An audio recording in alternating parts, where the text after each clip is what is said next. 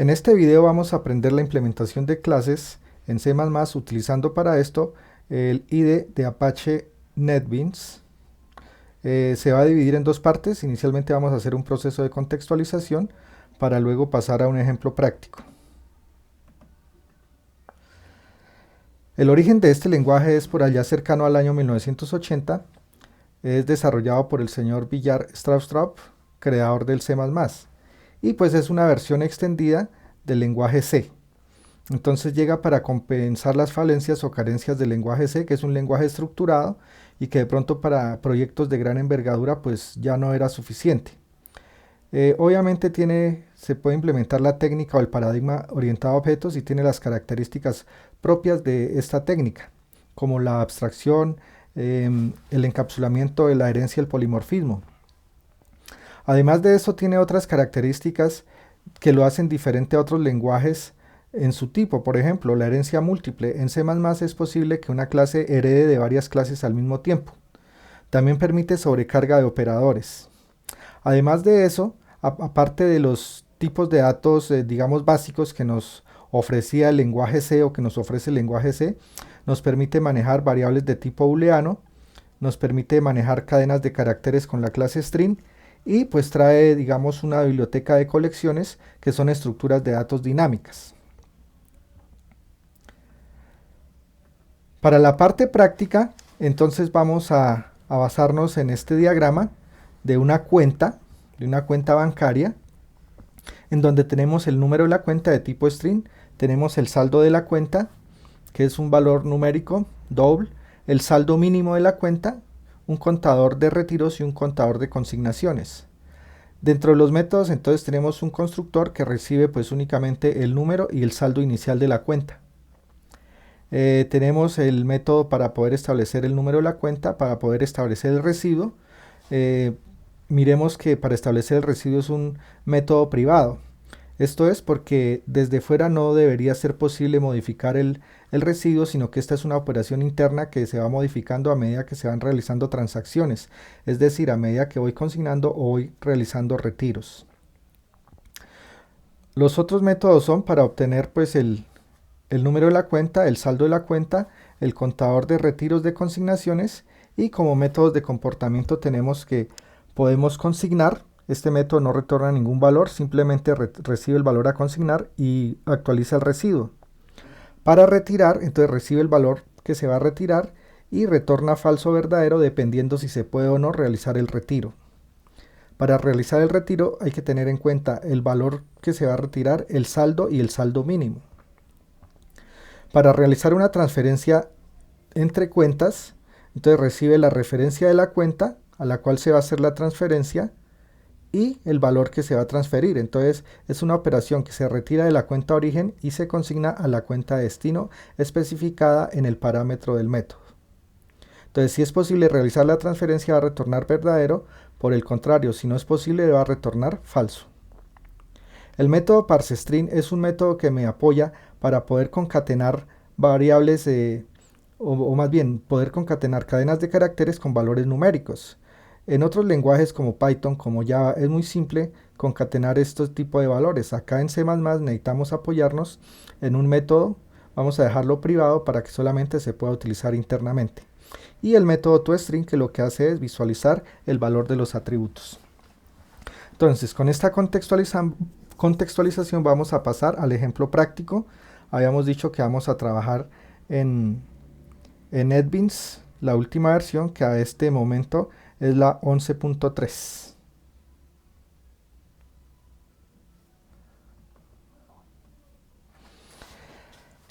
A manera de información, las últimas versiones de Apache NetBeans, que es la fundación a la que Oracle le cedió el proyecto o el soporte para C y C++, pues el soporte para C y C++ no está todavía disponible. Entonces, podrían utilizar una versión 8.2 o podrían configurar para que esta versión pues soporte los plugins de la versión 8.2 de NetBeans, que sí tenía el soporte para este lenguaje. En la descripción del video pues les voy a dejar el enlace en donde pueden revisar la documentación al respecto. Acá pues ya está configurado, pues es necesario que tengan digamos un compilador instalado, que puede ser o bien el MinGW o el CyGWin. Una vez que tengan estos compiladores, lo que hacen es configurar el entorno de desarrollo para que tengan soporte para el lenguaje correspondiente. Entonces vamos a crear un nuevo proyecto. En este caso le voy a indicar que es un proyecto de C o C++, una aplicación. Vamos a tener en cuenta de que la versión del C++ sea pues la 14, ¿sí? Y pues acá no habría nada más que configurar. De pronto vamos a cambiar el nombre, vamos a decir que es un proyecto de cuentas.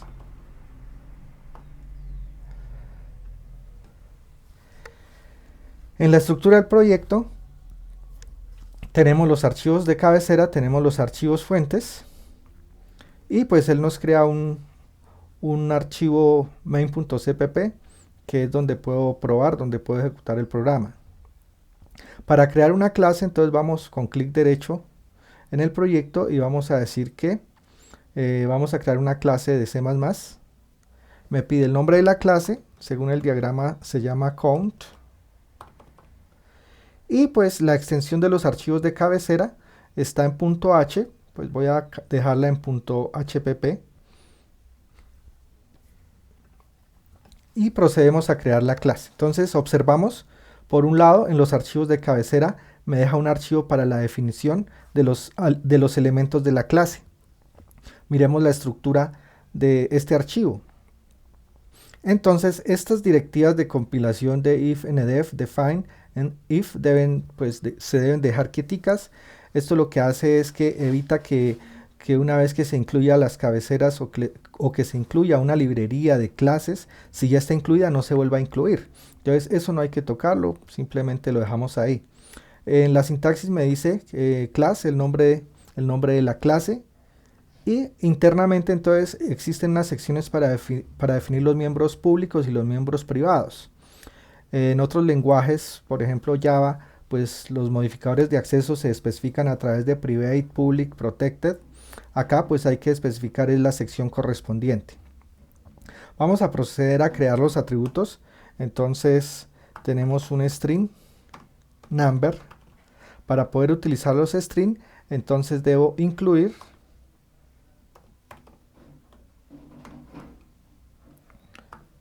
la librería correspondiente. Además de eso, es necesario especificarle el namespace con el operador de resolución de ámbito.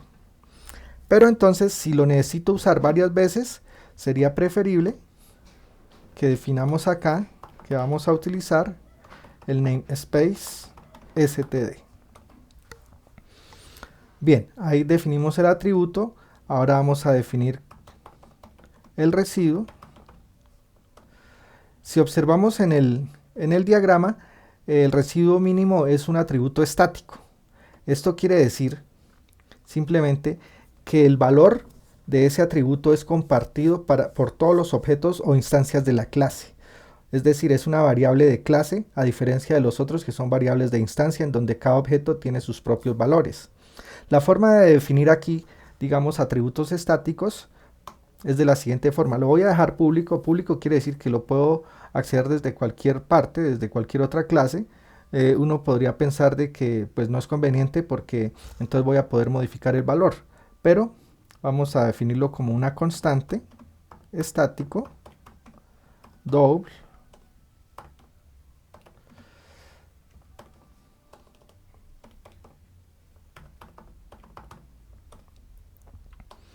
y ahorita en la implementación pues vamos a asignarle el valor correspondiente. Digamos, esta es la clase de cabecera donde defino la estructura y el qué hacen los métodos. El cómo lo hacen se hace en la implementación, que sería en el account.cpp. Bien, continuemos. Entonces ya definimos el número, el saldo mínimo. Ahora vamos a definir como enteros cortos el contador de consignaciones.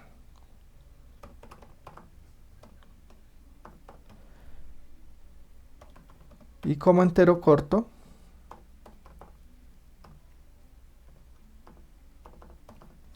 el contador de retiros.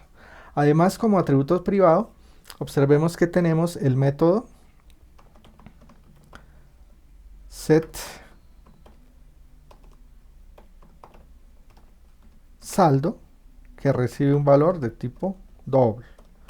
De igual manera tenemos el método parseString que recibe un valor numérico y lo retorna como cadena de caracteres. Bien, podemos revisar acá, digamos, posibles errores en tiempos de compilación. Acá voy a hacer un clean and build. Entonces, al parecer, pues no tenemos errores. Vamos bien. Ahora, acá, ¿qué métodos tenemos? Un constructor vacío. Vamos a quitarlo. Y tenemos un constructor que recibe una referencia de esta clase. Entonces lo vamos a modificar para que reciba el número de la cuenta y que reciba el saldo de la cuenta. ¿Sí? Además de eso, vamos a definir el método que me permite establecer el número de la cuenta que recibe un string y el método que me permite, pero ese está privado, ese ya está definido abajo. Entonces vamos a ir a la implementación. Los cambios que haga acá pues deben ser coherentes, hacer match con la implementación. Entonces en la implementación, ¿cómo se implementan las clases? Acá es donde se define el cómo. Entonces se hace con el nombre de la clase. Cada método que se va a implementar se debe definir con el nombre de la clase, el operador de resolución de ámbito y el nombre del método. Recordemos que el constructor vacío se borró. Este constructor lo que hicimos fue definir que reciba un string, number y un double con el saldo inicial de la cuenta. El destructor, que es un método especial de C++, lo que hace es que se va a ejecutar el código que haya acá cuando el objeto se elimina. Este comportamiento en otros lenguajes como Java, pues no se habla de destructores, aunque existe un método finalice que haría como lo mismo, pero si bien no es necesario, a menos que se necesite algo muy puntual, ya que el recolector de basura o el garbage collector se encarga de liberar el espacio que ocupan los objetos que ya no tienen referencia. ¿Sí? Acá pues digamos, eso es responsabilidad del programador. Es una de las diferencias, por ejemplo, en cuanto a otros lenguajes. El manejo de la memoria dinámica es responsabilidad del programador. Entonces tenemos ese constructor, ese destructor. Tenemos además el método que me permite establecer el número de la cuenta, pero recuerden que es clase operador de resolución de ámbito, el nombre del método,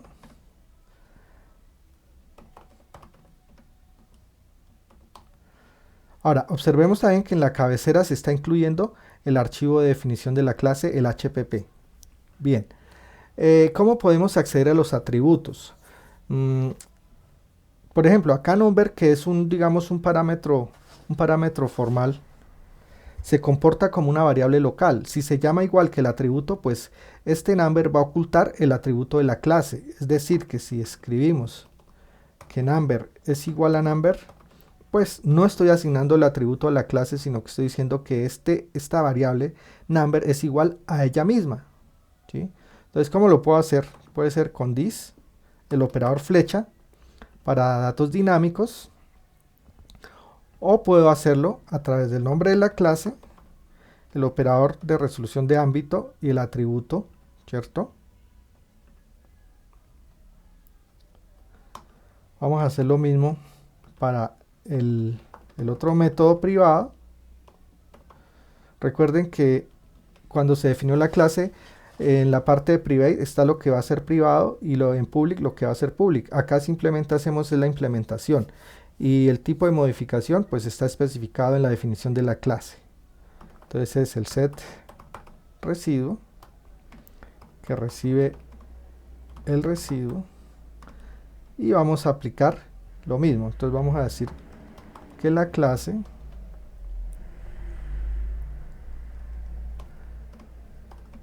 le va a asignar el valor del parámetro del método. Ahora, aquí en el constructor, pues vamos a asignar esos valores y lo puedo hacer de la misma manera o simplemente voy a llamar el setNumber y le envío el número y el setResiduo y le envío el residuo. Además de eso, necesitamos inicializar los atributos. Ahora, esos hagámoslos de la siguiente manera.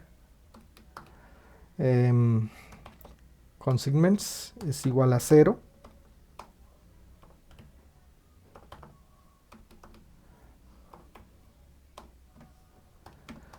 Para el atributo que es estático, necesitamos hacerlo de la siguiente manera.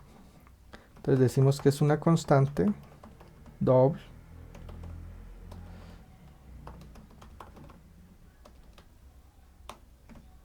vamos a decir que todas las cuentas el saldo mínimo va a ser 50.000 pesos. Vamos a revisar hasta acá posibles errores en tiempo de compilación. No hay. Entonces podemos continuar con el desarrollo.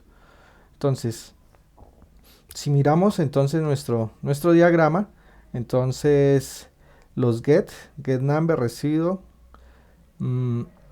contador de retiros y contador de consignaciones. Entonces vamos a definirlos acá. Entonces el string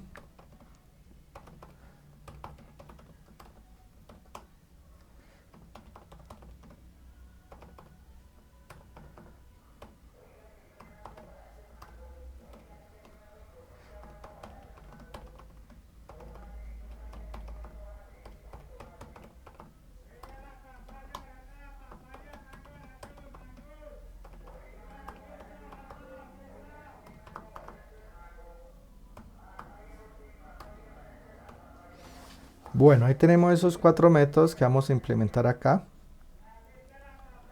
Entonces inicialmente dice que retorna un string.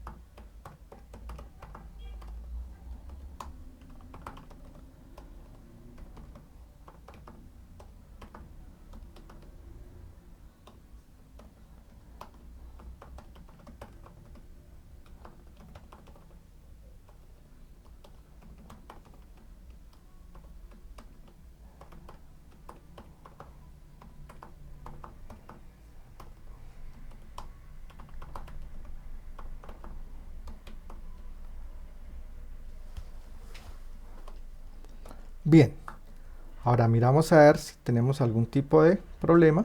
No, parece que no. Definamos los demás métodos, entonces sería el de consignar.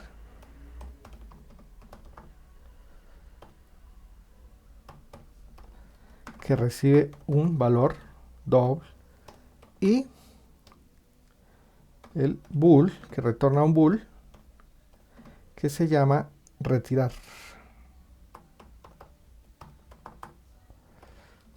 De igual manera recibe el valor a retirar. Vamos a la implementación.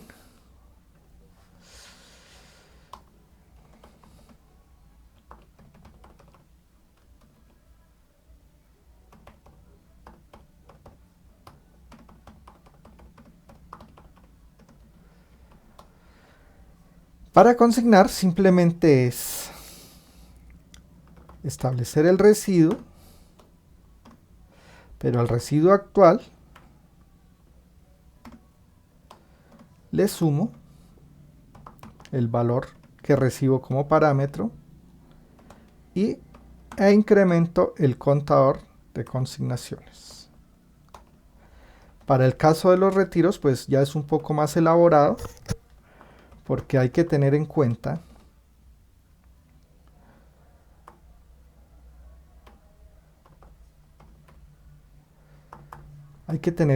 por un lado, el saldo que se tiene y por otro lado el saldo mínimo.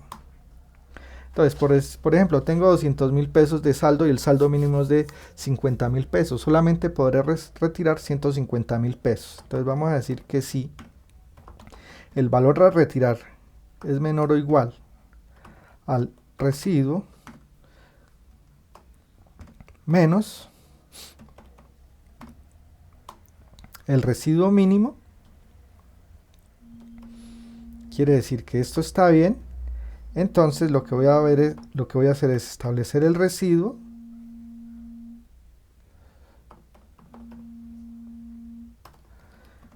que le envío el getResiduo y le resto el valor. Voy a incrementar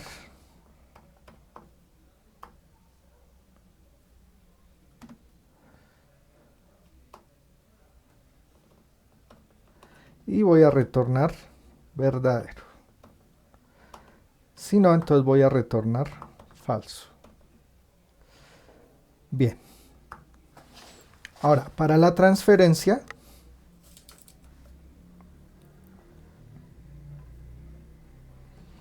vamos a definir acá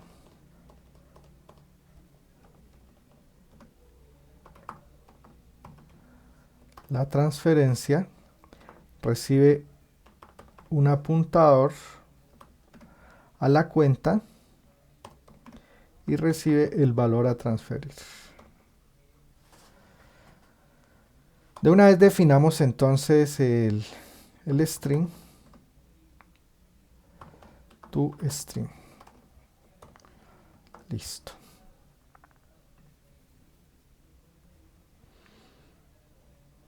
Entonces, para la transferencia,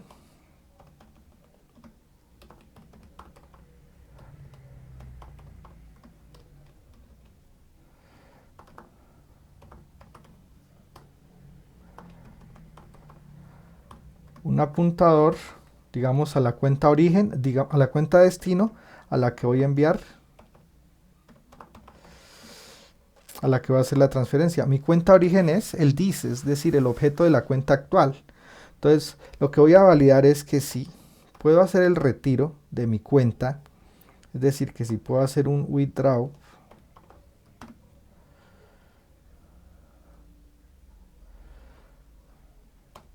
que le envío el valor, quiere decir que tengo saldo, ¿cierto? Entonces, si tengo saldo, a la cuenta de destino,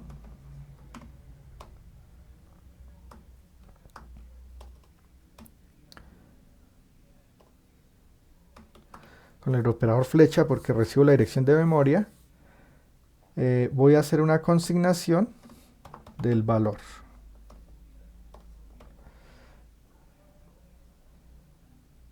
Y obviamente al hacer el retiro allá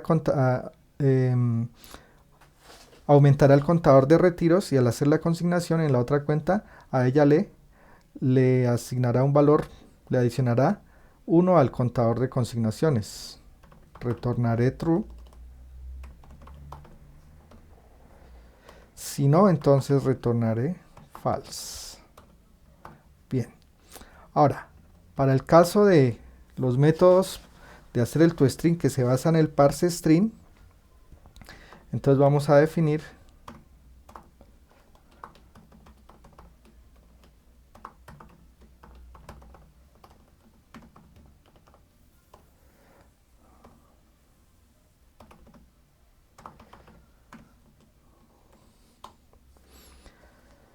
entonces necesitamos definir una librería acá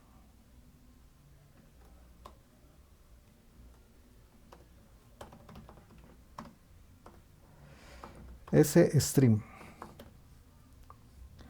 para poder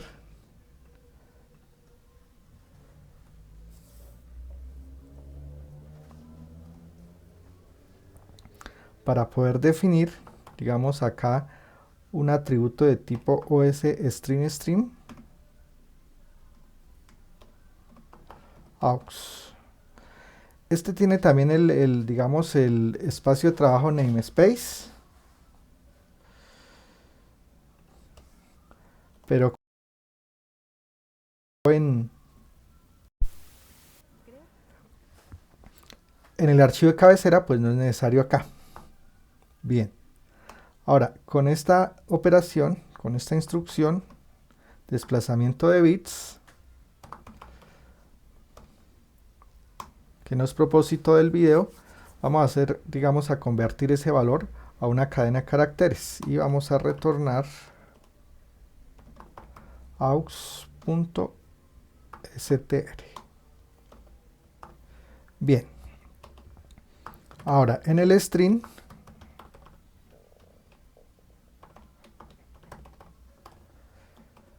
lo que vamos a hacer es que vamos a retornar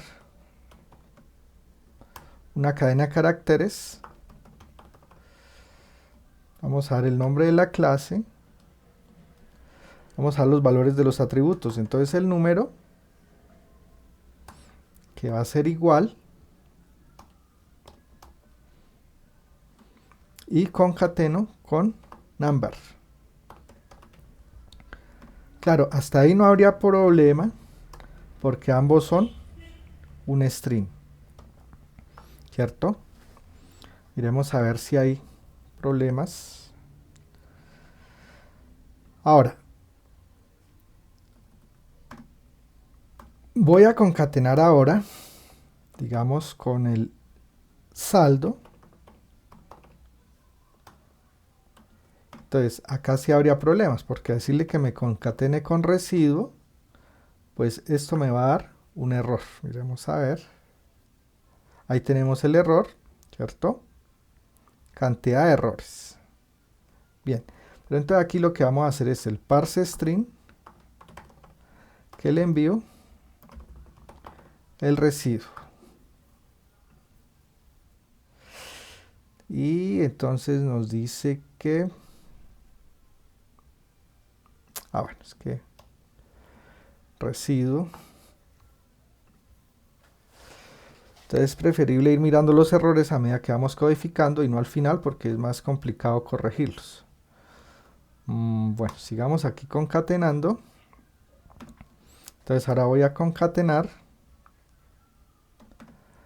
con consignem. Este es otro valor que es numérico.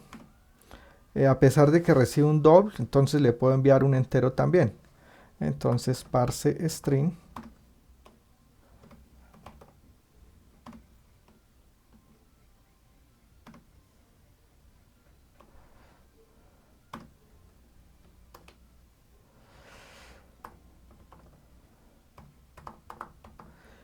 y los retiros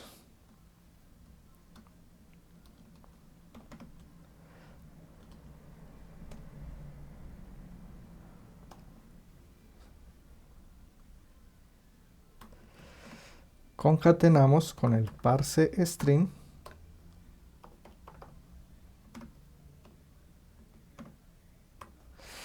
ese sería el método toString. Bien, vamos entonces a pasar a la clase de aplicación donde vamos a instanciar los objetos correspondientes.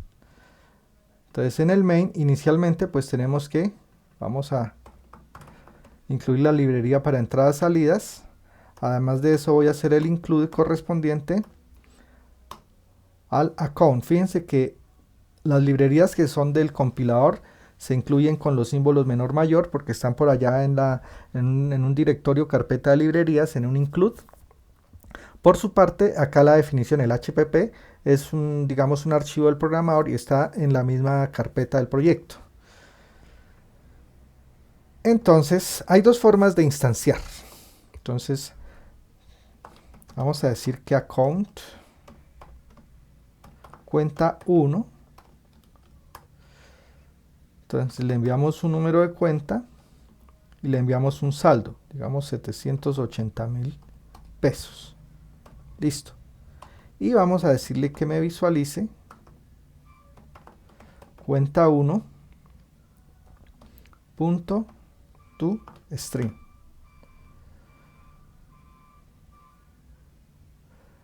Miremos a ver qué pasa, por qué no me reconoció y un salto de línea. Vamos a ver.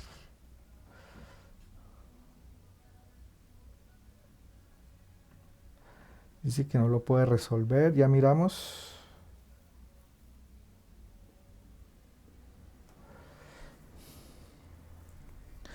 Está diciendo que es un método privado. Vamos a mirar acá en la definición. Y está en privado efectiva. Uy, en privado quedaron muchos. Cometí un error desde el inicio. Entonces es desde acá.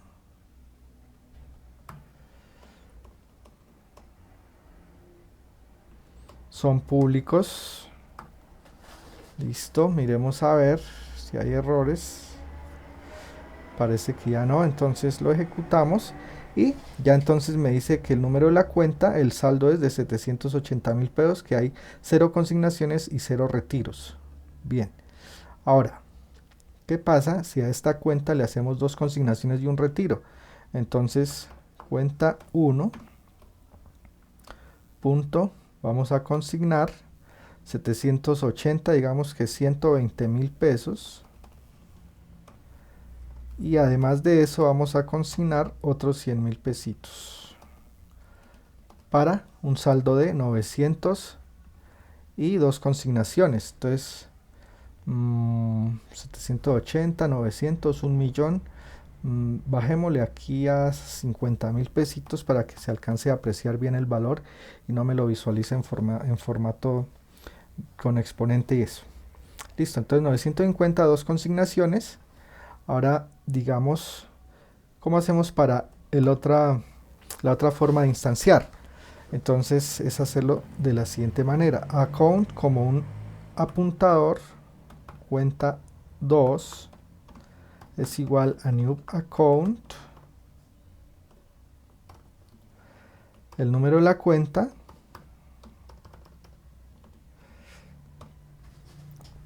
el saldo, digamos que son 500.000 pesos, y vamos a mostrar acá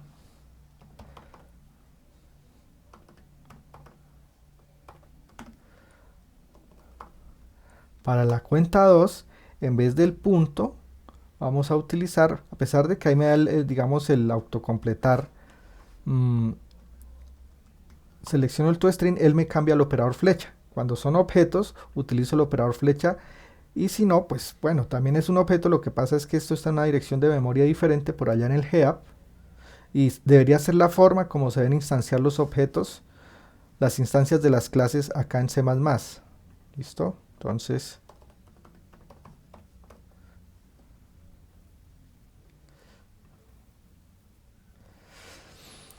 ahí tenemos que funciona efectivamente. Ahora, ¿qué pasa? Por decir algo, vamos a hacer un retiro. Si cuenta one punto voy a retirar,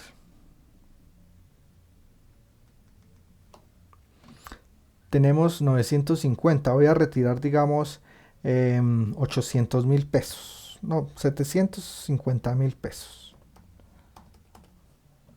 ¿cierto? Entonces, si me retorna verdadero, voy a visualizar un mensaje. Voy a mostrar el número de la cuenta.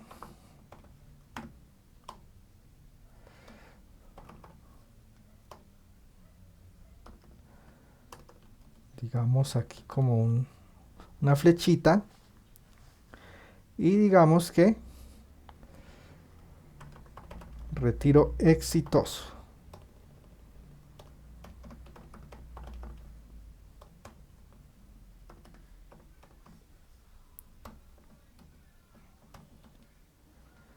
En caso contrario, quiere decir que no se pudo hacer el retiro, entonces voy a mostrar que retiro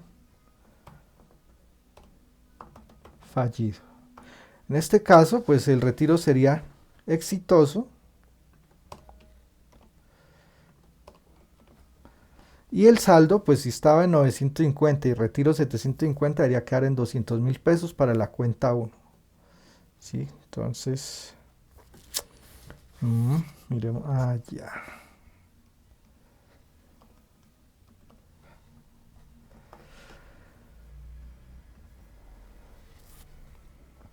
Entonces la cuenta 1 quedó con 200.000 pesos, fue un retiro exitoso. Solamente puede retirar 50.000 pesos, quiere decir que si vamos a hacer lo mismo, pero voy a retirar 51.000 pesos, pues no va a poder. Entonces dice, upa, retiro exitoso, 149.000 pesos. Tocaría ir a la lógica a ver porque si tenía saldo...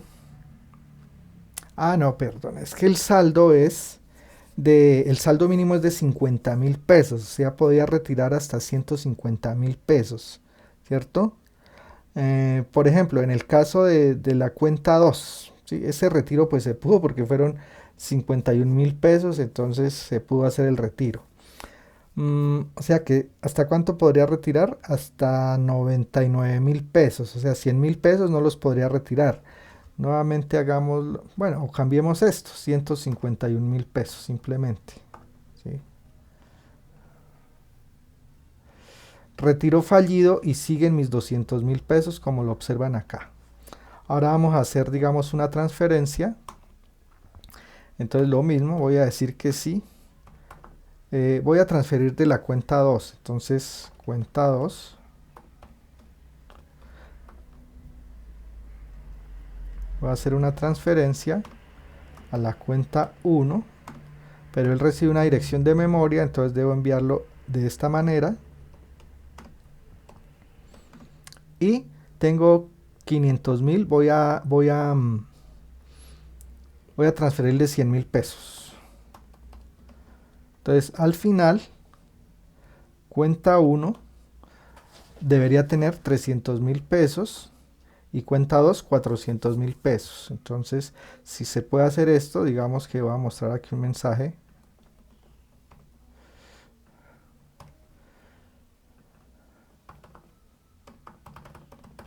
Transferencia exitosa.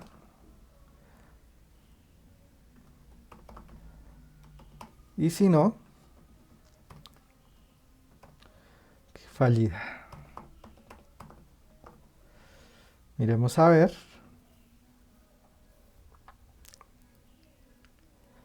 Tenemos un error.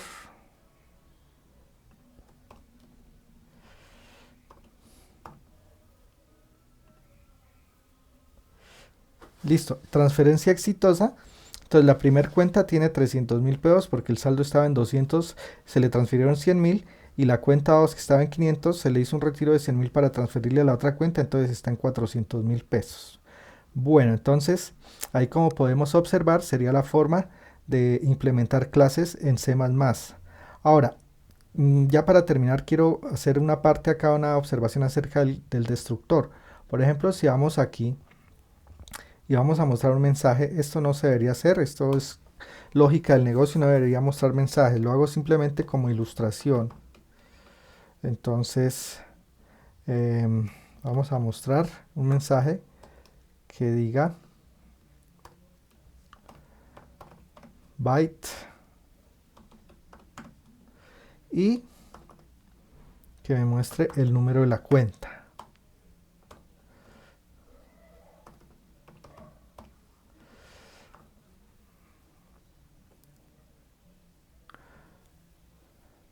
El error acá es porque debo de incluir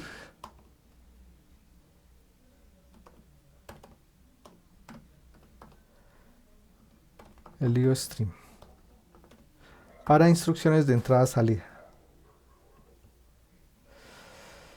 Entonces observemos que dice byte y salió la cuenta 4536.534 que es la primera, ¿cierto? Para la otra no ha dicho nada.